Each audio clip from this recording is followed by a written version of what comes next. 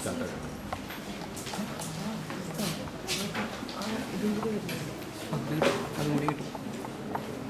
morning, everybody. It's both a pleasure and a privilege to welcome you all to the Extension Lecture Series 2017 of the Department of History. This is the first of a series of extension lectures planned by the department for this academic year. The theme of the lecture today, Archives and History Writing, is befitting indeed to start with the practice of history today. We have here students, as scholars and teachers of the Department of History, as well as from many colleges and institutions, who have come over here to listen to and interact with a very senior archivist and custodian of one of the largest collections, archival collections in India, Ms. Jayaprabha Ravindran, the Assistant Director of the National Archives of India. She needs no introduction to the community of researchers who have had chances to access the rare archival collections in the repository of the National Archives of India.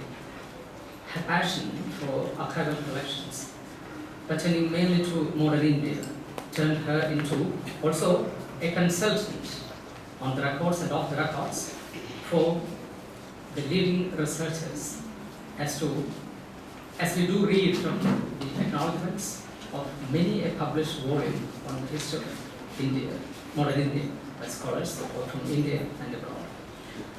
Ms. Jaya has been serving the National Archives of India for the last quarter of a century or so on different capacities. It was her specialization in modern Indian history at the Delhi University that equipped her to be a professional archivist. At a time when professional specialization in history is increasingly, and of course alarmingly I would say, becoming a rarity and a luxury in the departments of archives and archaeology, both at the cadres and at the headquarters, this combination of history and archives becomes all the more significant for all of us who continue to lecture and profess history as a discipline. Her articles on the Indian archives and archival practice appeared in the Journal of the International Council of Archives and the Journal of the SARC Cultural Center.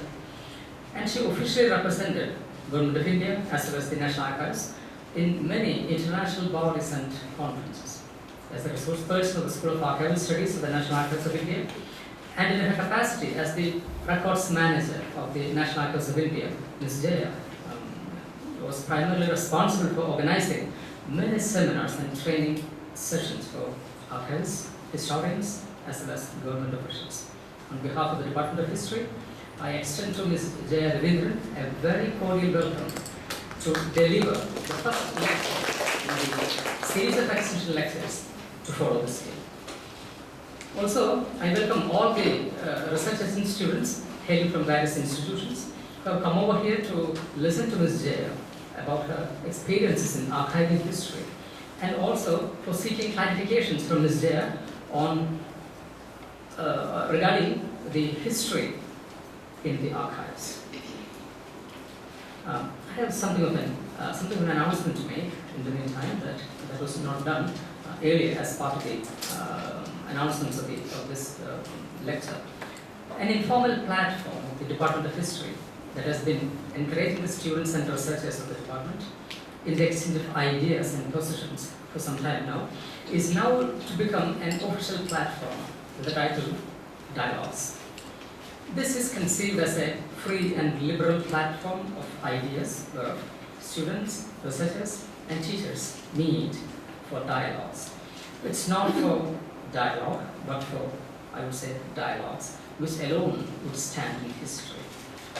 All that the rules and regulations of this platform stipulate is that all members of the Department of History are members of the dialogue. And secondly, dialogues would cease to exist the moment it turns out to be a dialogue. That's all. Ms. Jaya has consented to declare this platform formally inaugurated. I also request her either before she begins her talk or to the end of the talk, to formally declare this body inaugurated. Dialogues, as an announcement I shall make, the dialogues will meet at 1:30 p.m. on the last Thursday of every month with ideas, with books, with scholars, with historians and source materials. Thank you very much. Now I request Ms. Jaya Ravindran to deliver the lecture on archives and history writing. Thank you very much.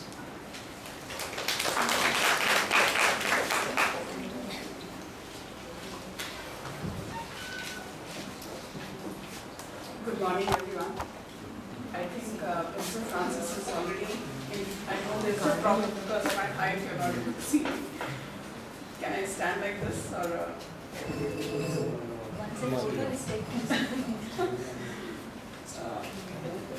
It's my words actually.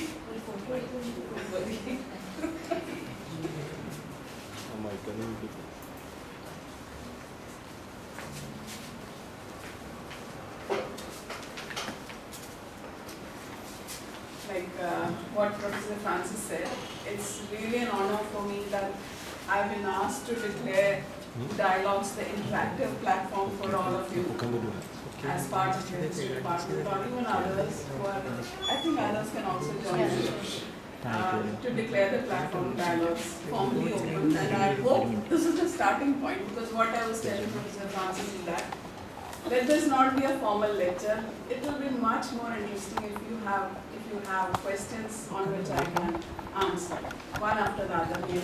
I think that will help you more than what I'm going to talk about. Anyway, let me start. He has introduced me, but how many of you have heard of National Archives of India? Can I just ask you that? Not many, understandably, because you are far away in Kerala, but let me just tell you, even for those people who are staying in Delhi, if you tell the auto driver also that you want to go to National Archives of India, I'm sure that 90% of them won't know. Although this is a building that has been standing there since 1927, but unfortunately not many people know what is National Archives of India. So that is something that is the bane of archives. People don't know what is archives. So to begin with, as the representative of National Archives of India, I am standing here as the student director of National Archives. It's my duty to tell you about National Archives in brief. In between, I'll be talking to you about archives. But this is a repository of permanent category records which was set up way back in 1891, 11th March 1891 in Calcutta. You know Calcutta? It was the erstwhile capital of British India. And that's where the British government decided that there should be a centralized archives. What is archives?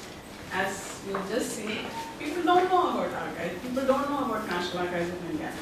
How many of you had heard about archives before coming to the history department, or say even otherwise?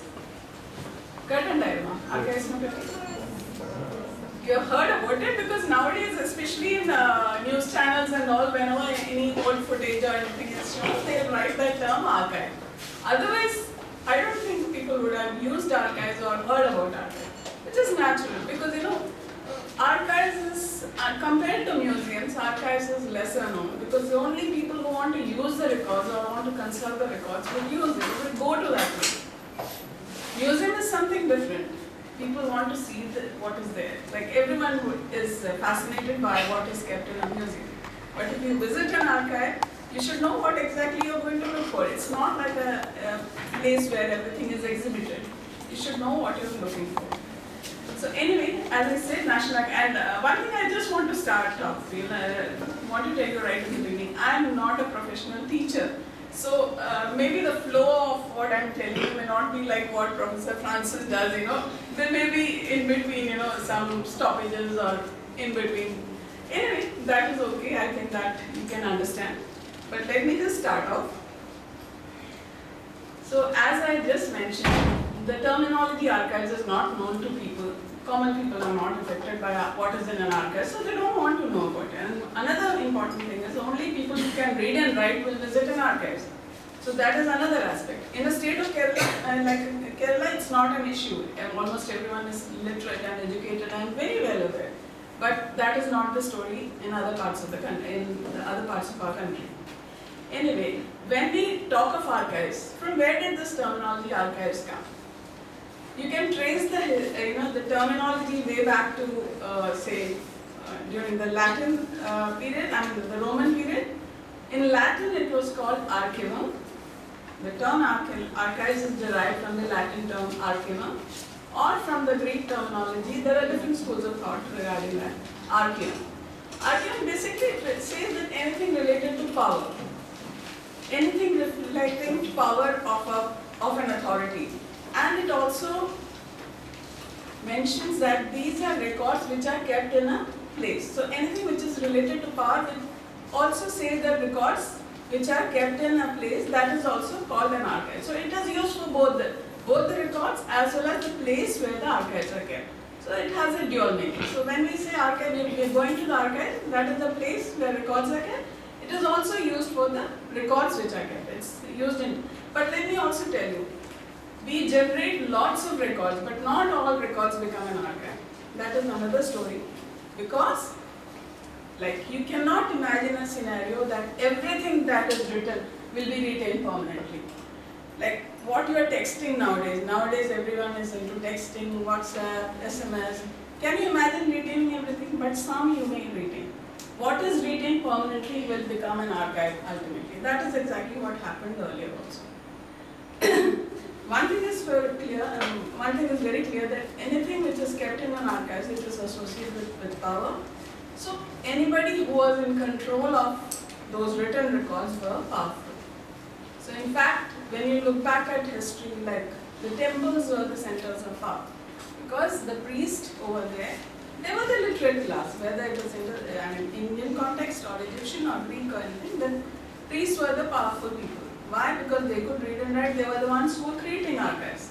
So the archives is in a way associated with power. And the terminology has been described by International Council on Archives, that is the international body related to archives and everything related to archives, as records which are generated by an individual or an institution as part of their business dealings or as part of their official dealings, or anything which is telling anybody about their interactions or about their correspondence, which can be used as proof of their official dealings. That is called as archives.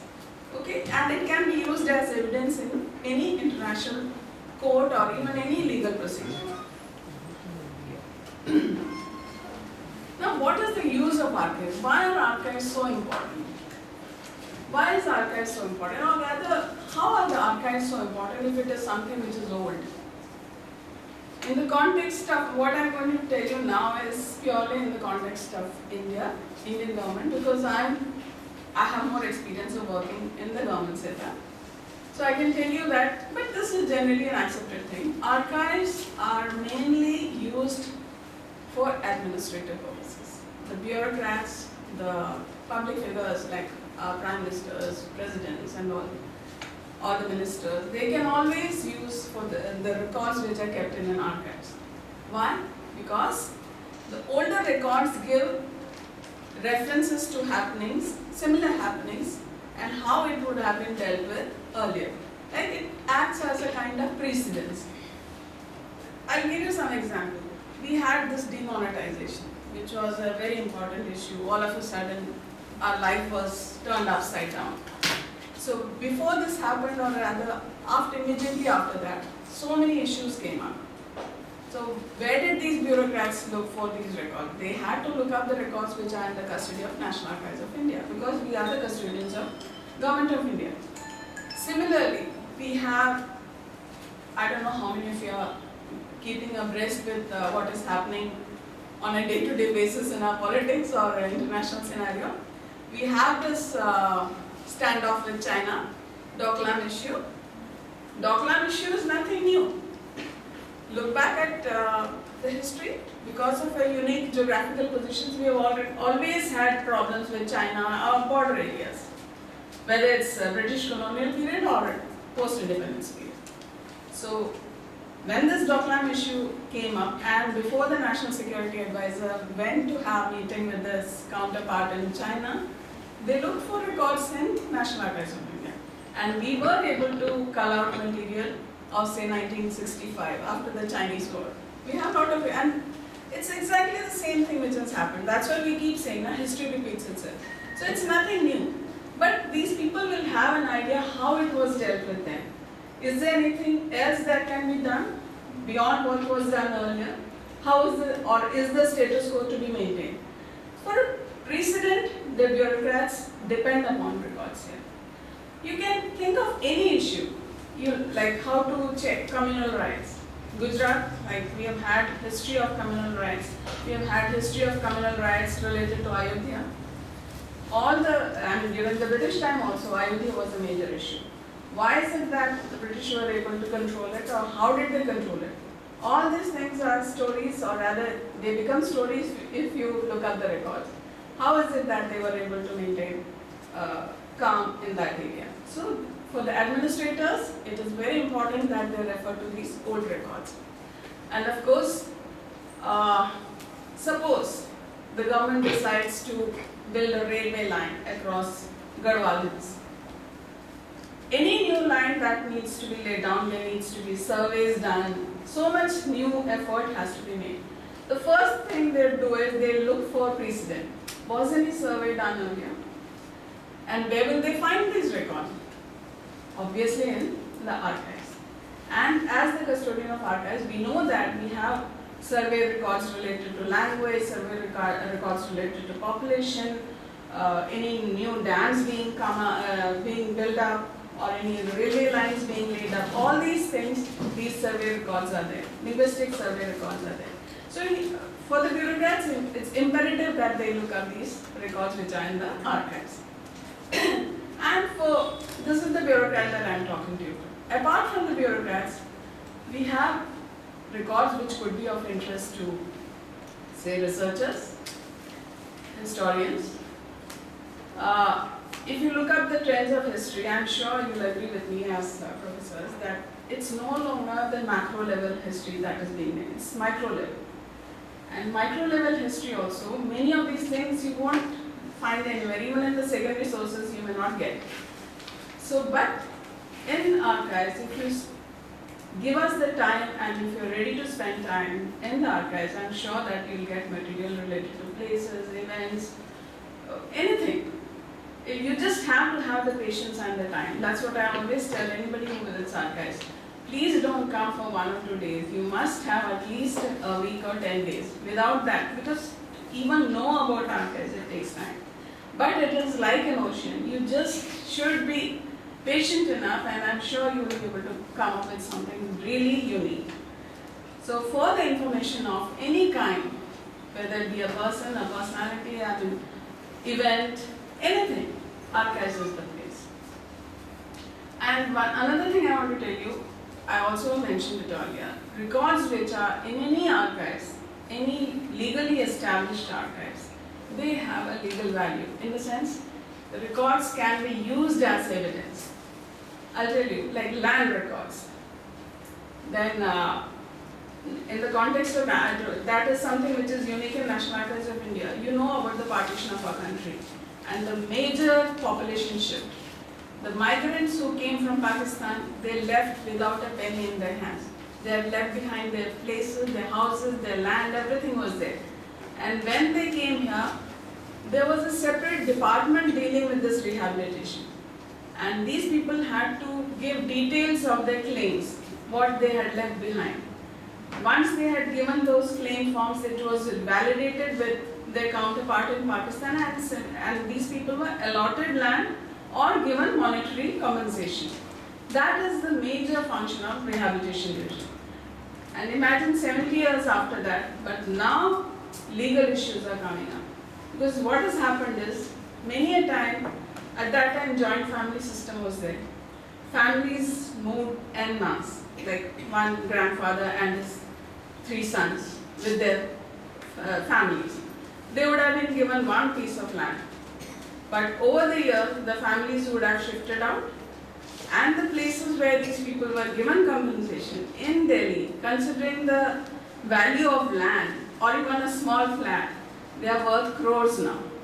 So now the brothers or their grandchildren, they don't want to leave a single penny. So they are trying to find out, what was the compensation received by the grandfather, and using these records, they are able to lay claim. And we have a lot of court cases where records are called for from National Archives of India. So this is one example that I gave. Similarly, you know very well about Mullaperiyar issue. Tamil Nadu and Kerala both are involved in that. Unfortunately, nobody came from Kerala, but Tamil Nadu people definitely came. And I was just wondering why nobody has come. They have got the records, now it's up to them. The same record can be used or misused by people as per their wish. Like historians, I'm sure, the same record can be interpreted in different ways by different schools of thought. So that's exactly how it is. Now I come to another thing. Like when I talk of archives, till now I've been talking to you about the National Archives of India or the government records. But now there is much beyond what is considered to be the public records. There are different forms of archives. We have the public archives or the government archives. We have private archives or the private papers. We have business archives, oral archives, audiovisual archives, newspaper archives, and ecclesiastical records or archives. Now when we come to public records or the public archives, as you said, the major one I've already talked to you about, that is the National Archives of India. But considering our federal structure, you know that we have a central government, we have the state governments. And the subject of archives comes under the concurrent list. You know about the list, no? The three different lists, so this comes under the concurrent list. I don't want to test anyone's knowledge, it's just sharing of information, so please don't be offended. So in a federal structure like ours, we have the central government archives with the National Archives of India, and we have around 18 state archives. Some of these archives, some of these states are yet to come up with their archives. Like Northeast, there are some states which don't have an independent archive, but they are trying to create their own archives. Otherwise, most of these states have their own archives. Then another thing I want to tell you is archives always follows the flag. Like suppose a state is divided, like we have Telangana and Andhra Pradesh now. The records which were in the custody of erstwhile Andhra Pradesh or the present day Telangana, they remain where they are. They'll remain in Hyderabad. Like you know that most of the records related to Kerala, they were not in Trivandrum. They were in Chennai. Why? Because it was all part of Madras Presidency. The archives remain where they are supposed to be there. After that, there is an agreement between different states or countries or whatever it is, and we can ask for copies. That's a mutual agreement. Like when Pakistan became separate, whatever records were there in Lahore, they remained there. Whatever is with us, we have the major chunk. In fact, there were efforts that we should be able to share, and we should share our records with them. But somehow archives has not been a priority for most of the governments till now. So Pakistan has not bothered to ask us, and we have also not bothered to give them. But there are these citizens who are now really bothered. Because there are the common people who are affected. They want to know about their roots in Pakistan. And it's not easy. It's not easy for historians. I don't know if any of you have ever tried that. This is what I come to know, that it's not easy to get a research visa to enter Pakistan. Similarly, I know for sure that people from Pakistan are not welcome in India because it's not easy for them to get. In fact, I've had, this is just offbeat dialogue that I'm going to share with you. One Pakistani military personnel, he had retired, but he was heading one of the Sainik schools, so-called Sainik schools in Pakistan, and he wanted to come and do some research on Sainik schools in India. Everything was done, but at the last moment, government of India decided not to give him access. He had come to India also, then he had to go back. So it's not easy. But on the other hand, there is another way out. Pakistanis who become UK nationals, they don't, they come to us not as Pakistani nationals, but they come to us with a UK citizenship, so they get access. Anyway, so this is just offbeat information that I have to share. Archives follow the flag, so the archives wherever they are, they remain there. If the other country or the state wants to have any copy, they are to be shared. That is the presumption. Now let's come to private archives. What do you understand by private archives? These are archives in private custody. Basically, you can say so. Some of these archives in private custody, but basically they relate to records of an individual or a private institution. It could be anything like the correspondence, it could be speeches by the person, it could be writings by the person, or anything that has been collected by him. It could be photographs, it could be, some people are passionate about stamps collection. Anything that has been collected by a person or a private institution. But as far as the private institution is concerned, it could be related to the growth of that institution. But as far as a person is concerned, it could be his passion that, like I'll give you an example. We have private papers of most of our national leaders. You know about Gandhiji. He had a passion for writing. Whatever piece of paper he could lay his hands on, he would write on that. I mean, although collected works of Mahatma Gandhi has come up, 100 volumes plus the supplementary, still there are papers coming up. Just 2 days before I came, I got an email saying that one person has a letter written by Mahatma Gandhi to his grandmother, who was a translator for him in Chennai. Whenever he visited Chennai, this lady used to be with him, and she would be, religiously translating all this from his Hindi or English to Tamil. So at the end of during one of his visits, probably he was going back and he wrote a letter to her. So that is, anything written by Mahatma Gandhi is priceless for Government of India, and Government of India always does everything to lay its hands on. And of course, as National Archives of India, we get them. So similarly, you have private papers of Rajendra Prasad, G.V. Pant, Sardar Patel. Sardar Patel, unfortunately, although he's the Iron Man, he has so much to contribute. He has contributed so much, but he didn't leave behind those personal notes. Whatever are there are, they say, his replies to letters that he very official. Nothing that his thoughts you won't get anywhere. So there is a gap. Unlike Gandhiji, whatever, if he was annoyed with somebody, he would write it. Sardar Patel wouldn't write it. Similarly, we have Jawaharlal Nehru. I'm sure those of you who have seen Jawaharlal Nehru papers, they'll know that he was passionate about maintaining his own records. He had a wonderful handwriting and his English was impeccable.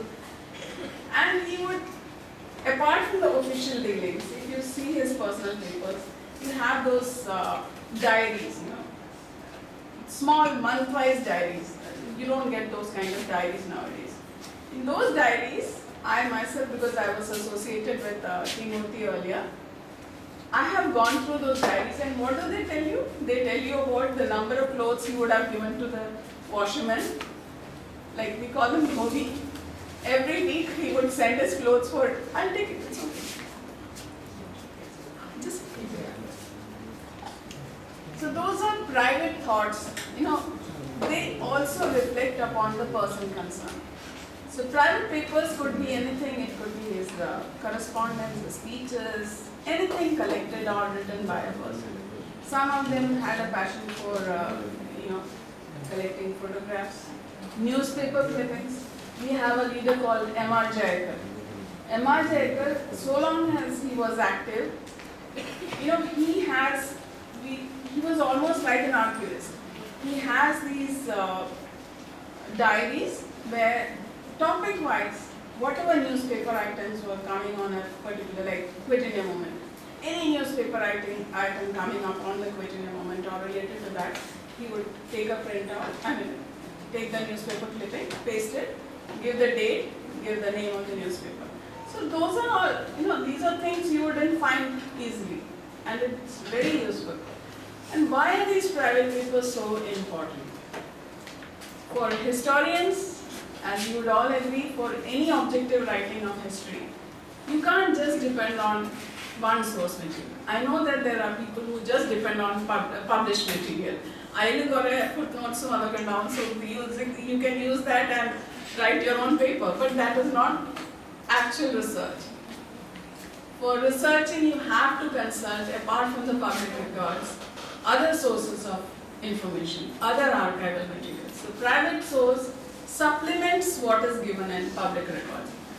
The private thoughts of a person. As I said, if somebody is writing an autobiography of Amrita Shergill, apart from what is given in public records, her private thoughts about her life, where will you find it?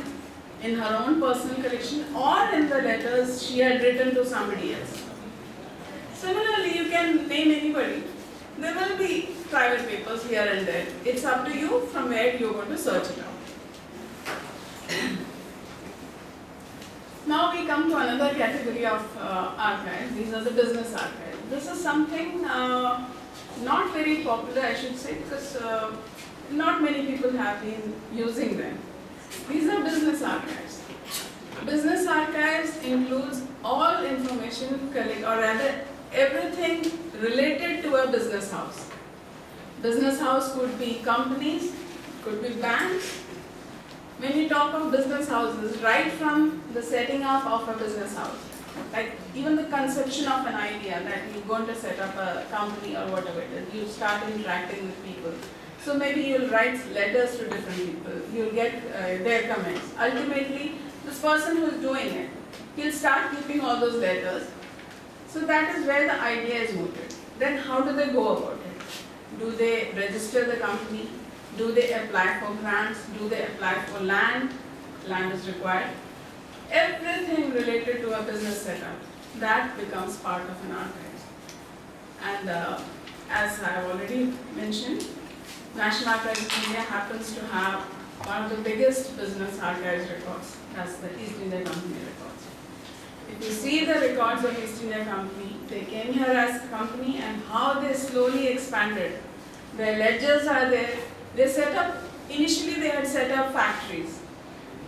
In fact, I'll also tell you that our record series, the regular record series start only from 1748 onwards. But they had come to here, India around 16 after the setting up of the East India Company. They came here much earlier.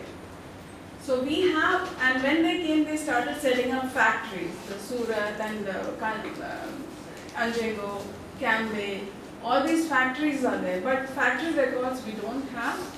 But factory records will be telling you much more about their activities as a pure company.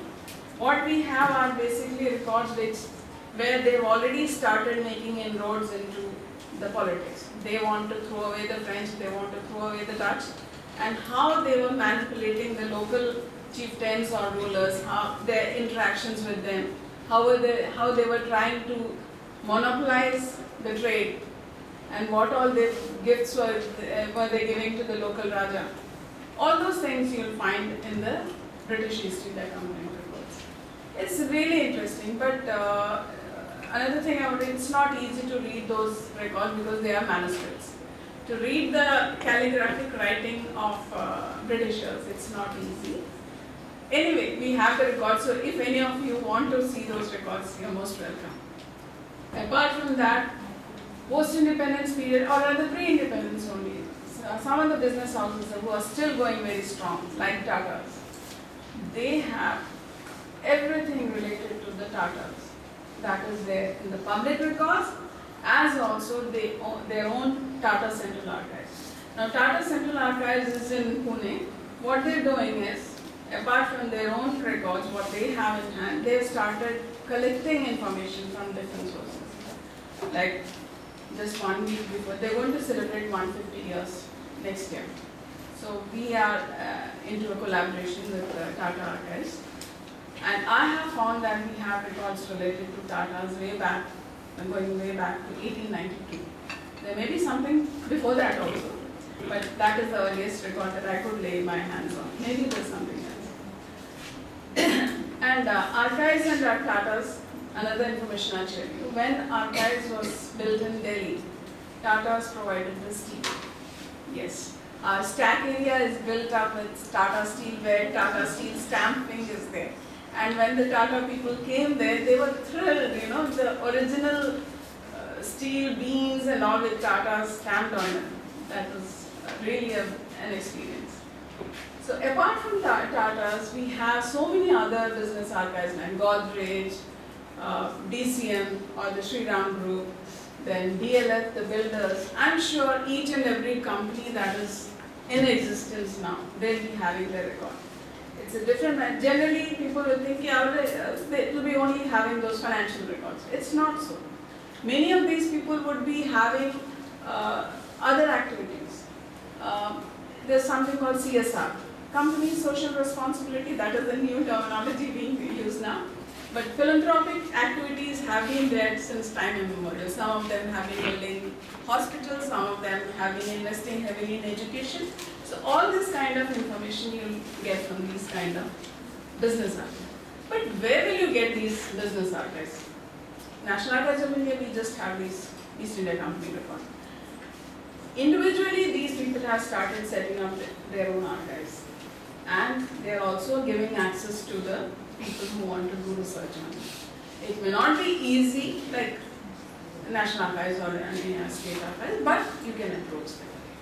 And till date, from what I know, they don't charge anything, but it's just that the procedural requirement. You have to approach them. So that is, in case any of them are interested in economic history, that should be the place. And of course the banks. SBI, RBI, PNB, Syndicate Bank, they also have their archives. And again, RBI and all, right from the beginning of Imperial Bank of India, you have records in National Archives of India. So anything which is there in business archives, you can always corroborate that with the public records. Because no bank would have been set up without an official support, whether it's colonial period or post-independence period. Now I come to another very, very important category of records or archives, audiovisual archives. Now, in audiovisual archives also, we have two distinct groups. One is the oral archives. I'm sure some of you have all used oral archives or are familiar with the oral archives. Have you heard of oral archives? No, it's okay. Oral archives is something which is really coming up in a big way. Oral archives are basically sound recordings or transcripts of these sound recordings. And oral archives are basically planned interviews. The concept of oral archive, although we have, in India we have had a very strong tradition of oral, sharing of information right from our ancient period, Shruti, Smriti and all that. But the proper centralized archiving of oral sources, that started somewhere in 1954 in the University of Columbia. Professor Alan Norman is the person who started it. And in India, it came sometimes in, you can say, in 1960s. Nehru Memorial Museum and Library is the one who started it. And what they started doing is, they started focusing on people who were associated with the freedom movement. Anybody and everyone, mostly important leaders. At that time, many of these leaders were alive also. So they started interviewing these national leaders or people who had contributed in the freedom struggle. The interviews were conducted and then they were transcribed, because you can't allow a scholar to go through the original tape again and again. So they transcribed this material and that became part of the oral archives. This is one major thing. But it has some flip side also. Like, after all, you are interviewing a person and maybe 40-50 years after an event has happened. And we all have our own flaws. None of us are perfect. We may have our own bias. We may have our own memory lapses. We may not remember things as they were. So, anybody who is using our oral archives, you have to remember that you are reading the interview of a person, of a human being, who will have all these flaws. Not everyone would be like Gandhiji, who will be talking about everything. And I'm not sure. I can't be. There are different schools of thought on his autobiography also. But definitely you have to remember that everything that is given in an oral archive cannot be taken on its face value. You have to corroborate the material. But it is also important that to remember that whatever is given in public archives or in the official records, that will be the factual part. Like suppose we are in Kerala, you know about communism, you know about the communist leaders. We have very few records related to communist movement or the communist leaders. The negative part of communist leaders may be given in the colonial period records, how they were problematic or whatever it is, their role in the freedom struggle and all that. But if you want to find out about individual leaders, it will not be easy. Like even their private papers may not be there because they never kept any record, private papers. They would always destroy it. But how to know about it? Now, of course, it's a different story altogether. The only way out could be you start interviewing these people who had participated in the communist movement. That would be an interesting form of information. And you corroborate that with the other sources of information like the public records or newspaper clippings and others. Apart from the oral archives, you have other audio archives. These are the sound recordings. Sound recordings, say, planned speeches of leaders like our president, our prime minister, the speaker. They all give planned speeches on different occasions. They are also oral archives. If you go through these speeches, they tell you about the progress made by the country over a period of time, or if there is a in case of any national emergency, they'll address the nation. That is also planned speech. Apart from these, you also have sound recordings kept by the music companies. Music is another source. If somebody wants to write history of a particular musician or the form of music, how it has changed over a time period, he or she has to depend on these music archives. And these are also archival sources, for a person who wants to research on that. So, and where will you get these kind of recordings? In music companies. They maintain their own archives. So that is another source. Now we come to the visual archives. In visual archives, you have photographs, you have films, you have newsreels, documentaries, paintings, murals, all these are all visual archives. When you talk of, I think I've already done this. Oh, no. Photographs, when you talk of photographs, where will you find these photographs? Do you know of any photograph archives? Any archives specializing in photographs? Pardon? Did somebody say something? Film and Television Institute. Yes, that is one place. That's where you get the moving pictures. For photographs, we have primarily, especially related to the national movement, you have Nehru Memorial Museum and Library. Then you have PIB, Press Information Bureau. That unfortunately these are all based in Delhi. Press Information Bureau has its own archives. Then for films, you have National Film Archives. National Film Archives is the compulsory archives for all the films that are produced. That's in Pune. For films, newsreels, documentaries, you have another source, that is the Films Division of Ministry of Information and Broadcasting. That's in Bombay. Okay, so anybody wants to use them, you can approach them. These are government institutions, so there shouldn't be any problem. In fact, for newsreels and documentaries, we also have in National Archives of India, there are one or two film archives, film clippings are there. One is the only surviving clipping related to the immersion of Gandhi's ashes. That was in National Archives of India. But apart from that, in other archives across the world, there are a lot of information. And for paintings, you have National Gallery of Modern Art. That is one place where the paintings are there. But apart from that, you have private custodial institutions. Like photographs also, Al-Qazi Foundation. Paintings also, I understand they have them. But paintings mostly are in private custody. Many of these royal families have their own museums where they have kept their own set of paintings. They are not sharing it as said. Murals again, most of the murals are on the temples and other places, so you can't say that it is all kept in one place. I wish somebody would photograph them and bring them all under one roof.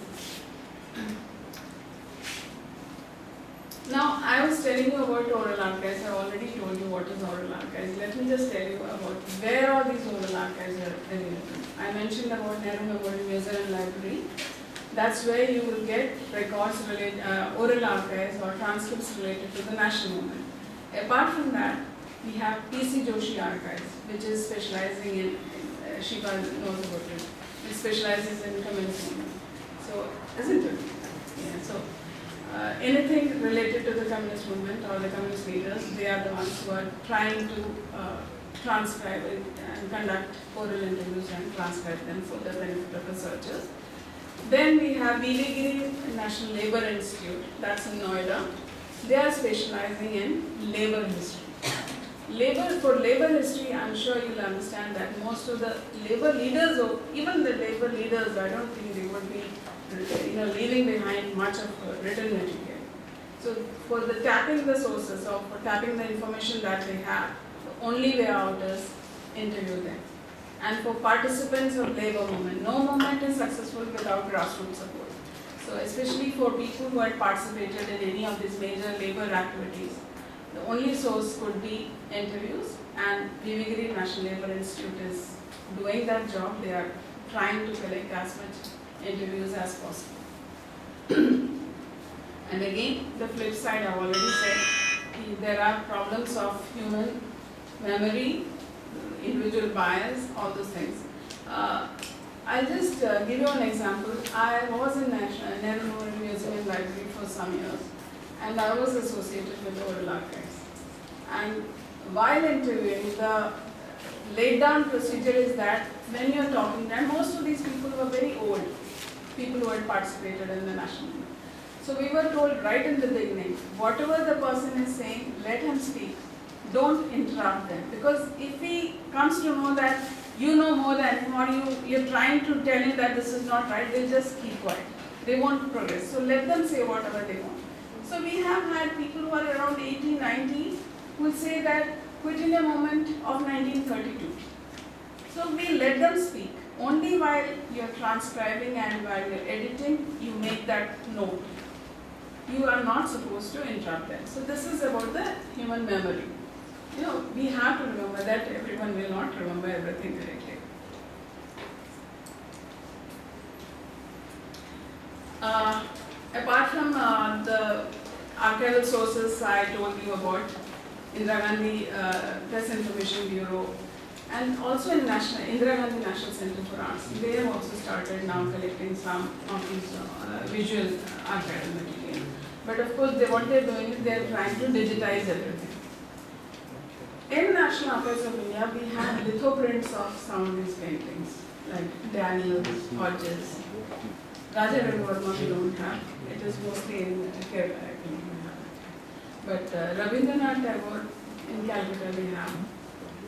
Anyway, what I am telling you, there are different sources for all these different archives, and if you want to do anything, like especially nowadays, history is not just written material. People try to bring in visuals also to make it more interesting. Also, this is the time period where many of these institutions are trying to come up, or rather commemorate their 100th anniversary or 50th anniversary by coming up with something called a coffee table book.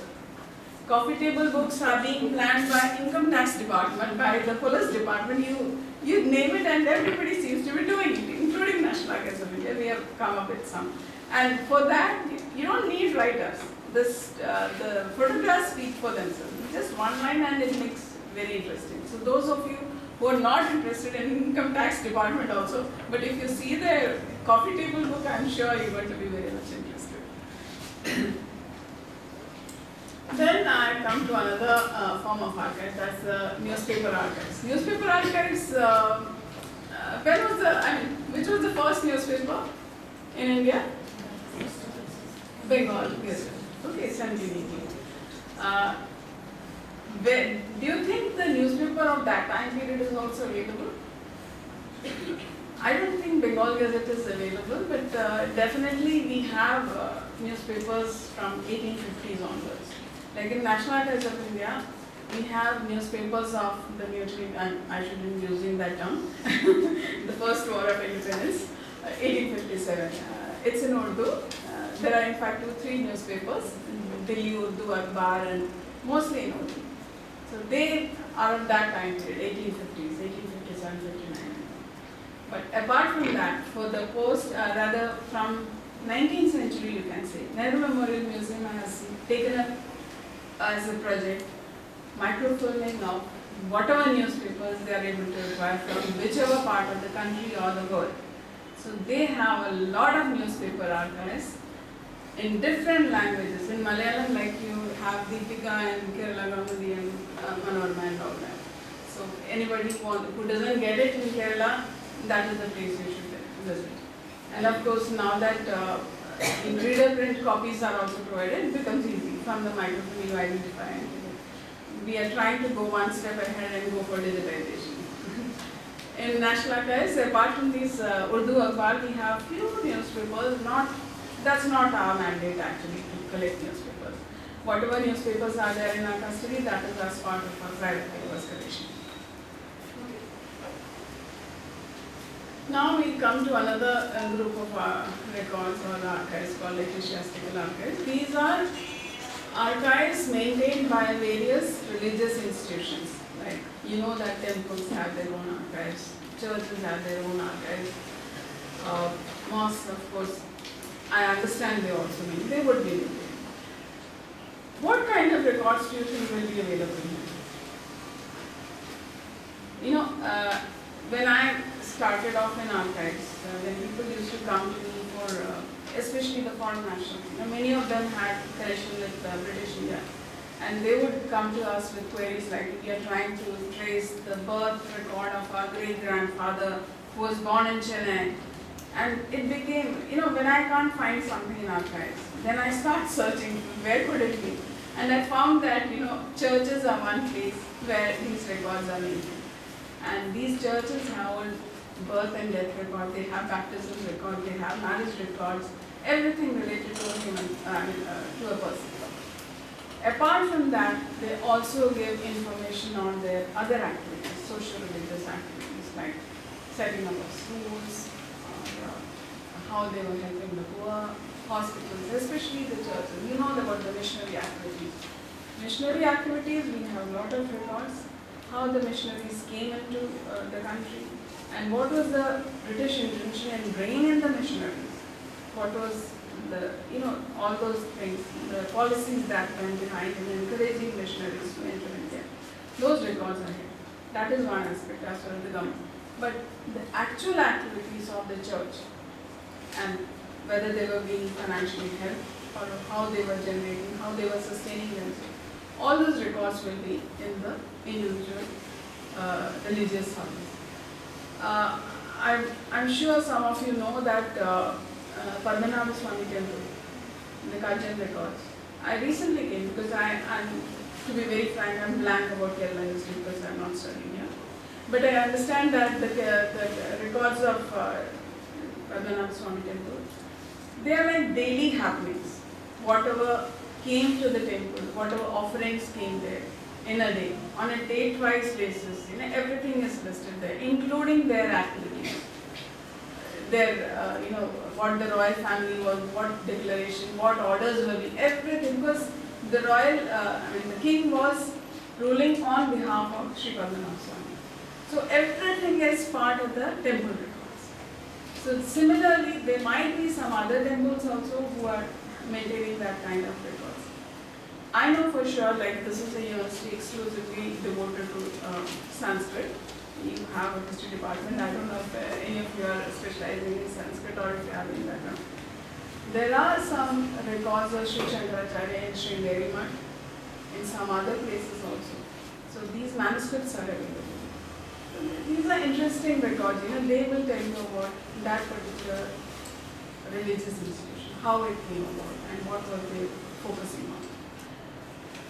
Religious records are used to a large extent for tracing your family roots. genealogical studies. For that, these are very important. And I'll also tell you about Hindu temples, especially in North India. We have something called the Panda records. Like the Pandits of places like Haridwar, Rishikesh and Varanasi, they have something called the Panda records. Like if I go there now, I'll just go to I have to find out the Pandit dealing with South India, Kerala, and they'll lead me to that person and they'll ask, what is your family name or whatever it is. And they'll trace out whether my grandfather had visited that. They'll just take out that Panda record. Yeah, you haven't seen that one. Panda records are very important, especially for North Indians, they do this, they religiously follow that. And Panda records, we have around 5,000 microfilm rolls of Panda records collected from different religious places, like as I mentioned, Varanasi, Rishikesh, Haridwar. And who did this microfilming? It's very interesting. It was not an Indian effort. It was done by Genealogical Society of Utah. They are the ones. Americans spent money to microfilm our Panda records, and they are working on it. So it's more than us. It's the foreigners who are working on our genealogical. In so many years that I spent in archives, just 1 month back, I got somebody asking for the Panda records, an Indian person, and I was so happy that I told him, please show me exactly how, because he said, you can't read them. They're basically symbols.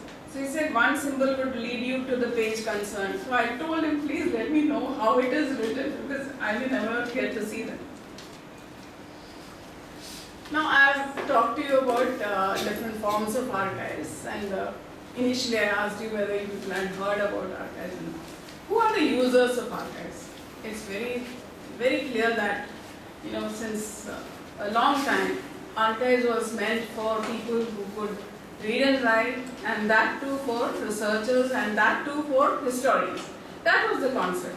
If you look at the British time period, the Britishers were very hesitant in opening their records, because they wanted archives to be there exclusively for their administrative purpose. And considering the kind of opposition they were having, they were not open to the idea that Indians should see what is given in their archives. So they didn't want Indians to go through these archives. This continued for a long time. There were long debates within the bureaucratic level. Ultimately, it was as late as 1934 that they allowed Indian researchers to consult these. And at that time, it was purely historians. Because their fear was that if these people get to see these records, they can interpret it for their own national movement. And they didn't want it. They wanted that their records should not be used in any way which will harm them. But the initial group of historians who consulted them, we had Professor Jagannath Sarkar and all, they were instrumental in pushing ahead, and they wanted more and more liberalization. But this continued like that for quite some time. And in 1934, you had only around 25 people accessing these, Indians accessing these records. By 1947, I have records from 1947 onwards. From 1947, as per our report, it was only 52. And by 2017, it's around 1,500. These are the number of registrations, number of people who are registering to access these records. But still, I'll say the number is not that much compared to Europe and America, where archives is for, it's used like any other library. People use it that freely. Local archives, county archives, all those things. People are aware of what is an archive, but in India, that's not the case.